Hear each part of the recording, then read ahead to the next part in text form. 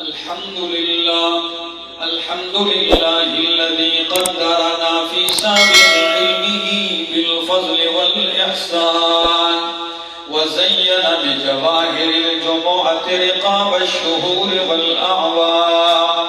رب العالمين الذي ربنا في الدنيا بنعيم الألوان، الرحمن الرحيم في القبور والديوان، مالك يوم الدين فيه يحكم بالعدل والبرهان.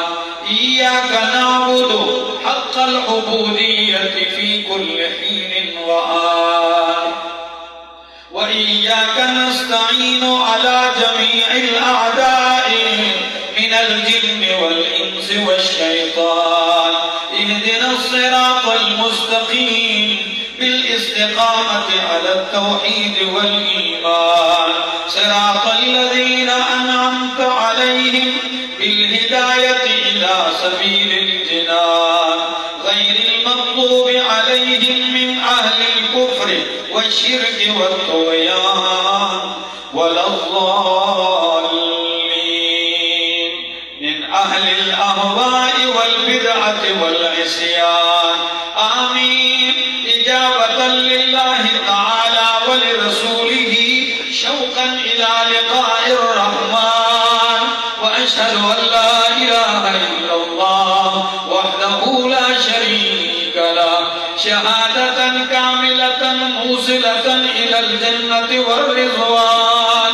وأشهد أن سيدنا محمدا عبده ورسوله صلى الله عليه وعلى آله وصحبه إلى آخر الزمان. بارك الله لنا ولكم في القرآن العظيم، ونفعنا وإياكم بالآيات والذكر الحكيم. أستغفر الله لي ولكم ولسائر المسلمين، واستغفروه إنه هو الغفور الرحيم.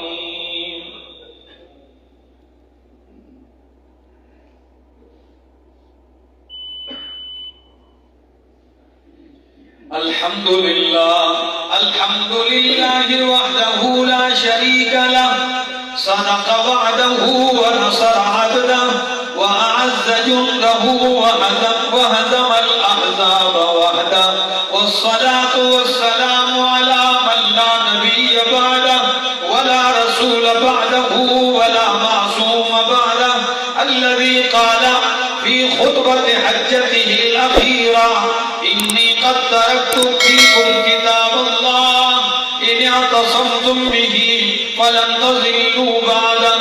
وعلى آله وأهل بيته المطهرة خديجة وعائشة وحفصة وأم حبيبة وسودة وزينب بنت خزيمة وزينب بنت جحش وجويرية وأم سلمة وصفية وميمونة ومارية، وعلى خلفائه الستة من الصحابة أبي بكر وعمر وعثمان وعلي والحسن ومعاوية، وعلى عميه المكرمين العباس وأسد الله وأسد رسوله والسيد الشهداء حمزة، وعلى بناته المكرمات زينب ورقية وأم كلثوم وفاطمة، وعلى كل أولاد بناته علي بن أبي العاص قاسمة وأمامة بنت أبي العاص قاسمة، وعلى عبد الله بن عثمان وعلى الحسن والحسين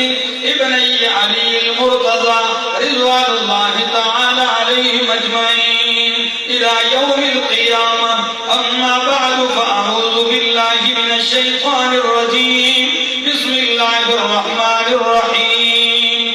يا أيها الذين آمنوا إذا نودي للصلاة من يوم الجمعة فاسعوا إلى ذكر الله وذروا البيع، ذلكم خير لكم إن كنتم تعلمون.